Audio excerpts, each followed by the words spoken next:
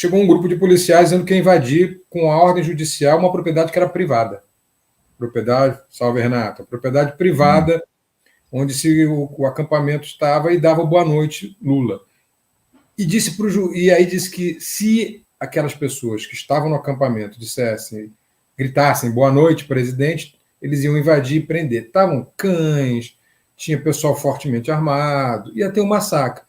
E o juiz Edevaldo de Medeiros, que havia criticado a Lava Jato e estava lá visitando o Lula, se colocou na frente. A gente mostrou até um vídeo que eu gravei, ele peitando o policial civil, o PM, perdão, que estava lá, o tenente Nascimento, e impedindo que ele fizesse um massacre, e disse: eu vou gritar boa noite, presidente. Você vai me prender? Eu sou juiz federal. Então, esse é o cara corajoso, um juiz que esteve à frente das causas populares.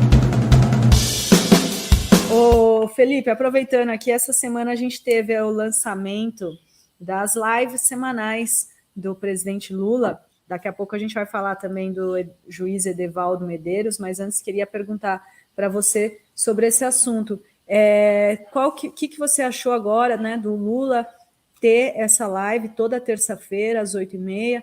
Teve gente que fala, né, ele é inspirado no Bolsonaro, que fazia ali, né, toda quinta à noite, uma live, mas ele fazia uma live tosca ali, naquela coisa meio, né, peguei o celular e coloquei, aquela conexão ruim, sem se preocupar com nada. Já o que pareceu é que eles se preocuparam de manter aquela coisa institucional da presidência da República, tal, com um papo com um jornalista experiente, que, sei lá, para tentar furar a bolha. Então, queria seu comentário aí sobre essa estreia dessa live semanal. Eu vi, gostei. Eu acho que a gente tem que parar de chamar de live do Lula e também parar de chamar de conversa com o presidente, que é muito formal. Eu chamaria de podcast do Lula. Podcast do Lula é um bom nome, primeiro porque diferencia das lives do Bolsonaro, que eram toscas, como você dizia, e segundo porque traz o que realmente é aquilo, que é um podcast comandado pelo Marcos Uchoa. Um podcast que traz as realizações do Lula. O Lula pode falar de forma direta, porque a comunicação direta é uma realidade hoje de todos os chefes de Estado do mundo. Então não dá para o Lula abrir mão da comunicação direta pelas redes com o público que ele tem. Então acho que a gente tem que dar o nome certo. Vamos parar de chamar de live, é podcast do Lula, ponto. Dito isso, eu acho que o Uchoa conduz muito bem, dá um ar profissional, é um rosto conhecido. Eu não sei se vocês sabem, vocês sabem que o Uchoa trabalhou quase 30 anos na Globo, mas o Uchoa fala 6, 7 idiomas, ele viajou o mundo inteiro, é um dos profissionais mais qualificados da imprensa brasileira, conhece a realidade mundial. Não é só... É porque ele, às vezes, é carimbado como repórter de esportes, que ele foi muito tempo, mas ele é muito, muito mais do que isso. Ele é filho de diplomatas, sempre viveu ao redor do mundo, tem no currículo a passagem por diversos países. Então, é um sujeito que tem uma cultura geral ampla, muito diversificada, e ele consegue puxar todos os assuntos do Lula. E ali o Lula consegue falar de forma direta para o seu público, inclusive usando o que ele faz de melhor, que são as metáforas. As metáforas de futebol, todas as metáforas que ele usa são metáforas populares, e é outro caminho para usar os algoritmos também a nosso favor, uma metáfora bem produzida. Então eu diria que o humor é o primeiro e a metáfora bem produzida é o segundo. E o Lula sabe usar os dois até. Quando ele quer usar uma coisa de bom humor, ele consegue usar também. E acho que o Uchoa pode usar isso. Mas poderia ter alguém também fazendo uma assessoria memética ali. Já para dizer, olha, poderia ter alguém do laboratório da Ivana Bente assessorando o pessoal do Marcos Uchoa, dizendo, olha, fala para o presidente falar isso aqui 20 segundos, que vira um meme.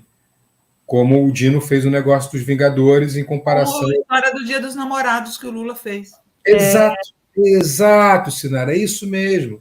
É isso aí viraliza. Aí isso é usar os memes de produção a nosso favor, os algoritmos a nosso favor. É isso, tem que ter essa sensibilidade. Ainda é tímido, vocês concordam que é muito tímido? Porque não foi profissionalizado. É isso que eu chamo do gabinete do amor. Na hora que tiver esse gabinete do amor lá, vai poder usar em todas as instâncias, inclusive nesse podcast do presidente, podcast do Lula, todas as terças-feiras. Eu também tenho que me controlar para não chamar em live do Lula, porque a gente ficou com isso na cabeça. Mas eu vou, ao máximo que eu puder, vou chamar de podcast do Lula. Eu gostei também, apesar de... eu acho que o Shoa, ele traz isso de furar um pouco a bolha também, né? Porque o cara vai olhar e falar, nossa, aquele jornalista lá, né, da Globo, tal. Pois é, isso é um preconceito danado. Ele sempre foi um cara progressista. Trabalhando na Globo, eu também trabalhei. Eu fui diretor da Globo, então também vou ser julgado. Trabalhei na Veja, que é pior. Nada trabalhou na Veja, então a gente vai ser cancelado por isso. Não façam isso com isso. Gente. Todo mundo precisa trabalhar, amigos. Todo mundo tem que pagar boleto, né? O senhor sempre foi um cara progressista. Foram 8 meses sofridos na Veja, eu até já escrevi, foram 8 meses só, mas até hoje o pessoal me cobra. É só eu fazer alguma crítica que as pessoas não gostam. A Veja nunca saiu da Sinara. É isso aí. E, Felipe, da última vez que você esteve aqui, a gente aproveitou, você denunciou o processo de lawfare, né, de perseguição judicial, política por meio, né, do judiciário, que o juiz Edevaldo Medeiros está sofrendo depois que ele foi visitar o presidente Lula quando ele estava preso em Curitiba. E ele que criticou, né, a Lava Jato, inclusive estava sofrendo processos disciplinares, e ontem foi o julgamento. É isso, Felipe? Eu queria que você desse uma atualizada nesse processo de perseguição contra o juiz de Itapeva, interior de São Paulo, Edevaldo Medeiros. Vamos lá, atualização. Você já recapitulou, vou recapitular um pouquinho mais de detalhes. Em março de 2019, eu estava lá no acampamento Lula Livre, então não é algo que me contaram, eu testemunhei. O Edevaldo Medeiros liderava uma comitiva de juízes que foi visitar o Lula. Ao sair da Polícia Federal, ele deu uma entrevista, eu estava lá com um parceiro meu fazendo um documentário sobre lawfare, inclusive, e ele foi o único juiz que quis falar. Quando a gente estava saindo do acampamento, já para ir embora, eu dormi do dia anterior para aquele dia lá no acampamento, junto com o meu parceiro, chegou um grupo de policiais dizendo que ia invadir com a ordem judicial uma propriedade que era privada. Propriedade, salve Renata, propriedade privada, onde o acampamento estava, e dava boa noite Lula. E aí disse que se aquelas pessoas que estavam no acampamento gritassem boa noite, presidente, eles iam invadir e prender. Estavam cães, tinha pessoal fortemente armado, ia ter um massacre. E o juiz Edevaldo Medeiros, que havia criticado a Lava Jato e estava lá visitando o Lula, se colocou na frente. A gente mostrou até um vídeo que eu gravei, ele empeitando o policial civil, o PM, perdão, que estava lá, o tenente Nascimento, e impedindo que ele fizesse o massacre, e disse: eu vou gritar boa noite, presidente. Você vai me prender? Eu sou juiz federal. Então, esse é o cara corajoso, um juiz que esteve à frente das causas populares.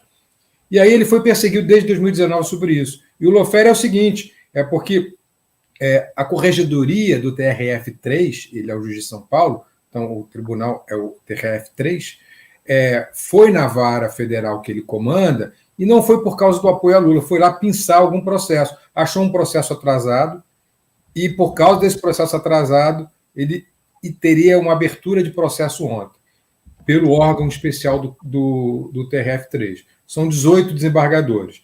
Ontem ocorreu a votação e foram 15 votos pelo arquivamento, ou seja, 15 desembargadores, que são desembargadores conservadores, muitos até lavajatistas, entenderam o óbvio, que ele estava sendo perseguido por lawfare, que aquele processo contra ele não prosperava, não tinha nenhum sentido. Então votaram pelo arquivamento. Faltam ainda 2 votos, porque um deles pediu vistas. Esse é um certo risco, é isso que eu queria chamar a atenção. Eu fui entender quem era esse sujeito que pediu vistas, quem era esse desembargador. E percebi que ele foi o corregedor tampão durante um período. Então, tinha um corregedor, que era o cara que perseguia o Edevaldo de Medeiros, e aí ele saiu de férias um tempo, entrou esse corregedor. E esse corregedor, ele assinou a remoção de um funcionário lá da vara do Edevaldo, nesse período, dias antes da corregedoria lançar o processo contra ele. Ele achou muito estranho, achou inclusive que esse funcionário poderia ser um informante dentro da vara dele, desse pessoal que queria persegui-lo. E aí 2 hipóteses. Ou esse corregedor tampão que pediu vistas está querendo apurar se tomou uma bola nas costas, se ele foi usado para aquilo, ou ele está protegendo o corregedor antigo, que já saiu do caso e que é um bolsonarista, que já se aposentou, inclusive, o antigo desembargador. É isso que a gente vai saber quando ele devolver as vistas do processo. Mas, a princípio, a não ser que haja uma hecatombe, né, Sinara, Adri, Renato, o juiz não vai ter processo, porque 15 já votaram pelo arquivamento. A não ser que haja uma hecatombe e convençam esses 15 que já votaram, quando esse desembargador devolveu o pedido de vistas, a votar contrariamente, porque a princípio dos 18 ele já tem 15 votos a favor dele. Então, acho que acho que a Fórum tem grande responsabilidade nisso também, fazer o alerta. Isso chegou a várias instâncias do Judiciário, várias instâncias do Executivo, deputados. O Marco Aurélio Marcola, que é chefe de gabinete do Lula, ele entrou no processo, viu o que estava acontecendo. Não sei qual foi a movimentação dele, não sei mesmo, não tenho informações. Mas sei que ele sabe do processo, sei que o processo chegou até ele. Sei de deputados que conduziram o processo também, e sei de membros do Judiciário, que são minhas fontes, que também se inteiraram, que se movimentaram dentro do Poder Judiciário para saber o que estava acontecendo e chegaram à conclusão que era realmente o processo de Lofer.